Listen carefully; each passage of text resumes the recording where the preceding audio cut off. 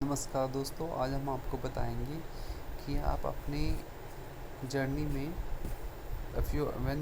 आप car drive कर रहे हैं तो आप वहाँ पर बाई चांस आपका टायर पंचर हो जाए या हवा निकल जाए तो उस स्टेज में हमें क्या करना चाहिए यदि आपके पास टाइम कम है। ये मोट्यूल की टायर रिपेयर स्प्रे आता है, आप देख लीजिए। You can buy it from Amazon, हम डिस्क्रिप्शन में लिंक भी दे देंगे। तो आपने करना क्या है, टायर का जो जिस पॉइंट पर हवा भरती है उसको टॉप पे ले जाओ।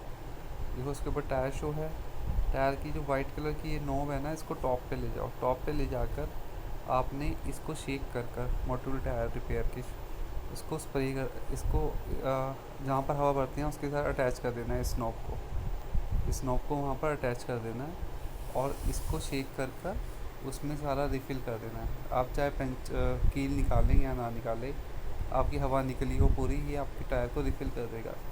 मतलब मीन ये है कि जब आप इसको फिलअप करेंगे तो एक चीज़ का ध्यान रखें, जो टायर का जो नोब होती है जहाँ हवा भरते हैं वो ऊपर की तरफ होनी चाहिए और ये दोनों साइड इक्वल डिस्ट्रीब्यूट हो।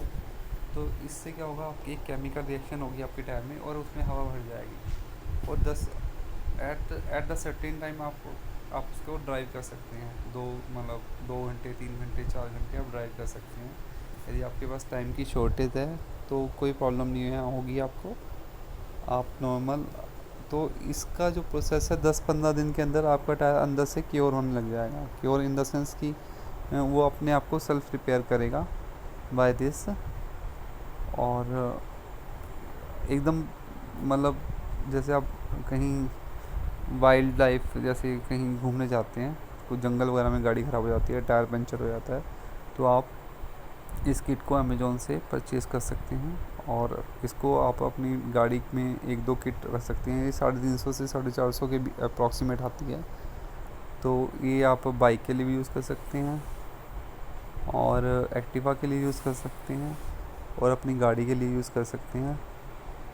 तो इससे आपको कील निकालने की भी ज़रूरत नहीं है। जैसी आपकी गाड़ी है बस जैसे उसकी हवा निकल गई है उसको रिफ़िल कर देगा ये, और आपके पंचर है जो वो अपने आप क्योर हो जाएगा। अब आप डेस्टिनेशन पे पहुंच गए हो, जैसे ही कैसे आप अपना कील निकाल सकते हैं। कील निकालोगे जैसे ही आपको, यदि आपका पंचर में कील ही है, यदि बहुत ज़्यादा कट गया फिर ये कुछ उस स्टेज में कुछ नहीं कर पाएगा।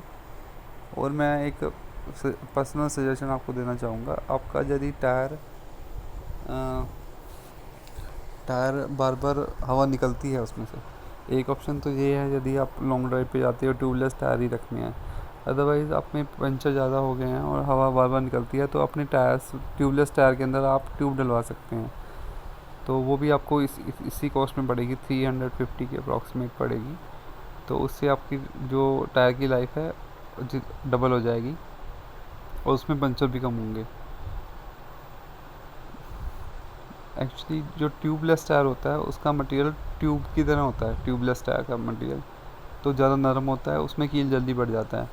तो यदि आपने ट्यूब वाले टायर खरीदते हैं तो उसमें जो मटेरियल होता है हार्ड होता है और ट्यूब अलग से डलती है, तो उसमें पंचर कम होता है। But if you want to drive your car, मतलब आप शहर के अंदर ही चलाना चाहते हैं, तो you can use tube tyre for great life और लाइफ टाइम ज़्यादा मिलेगा आपको।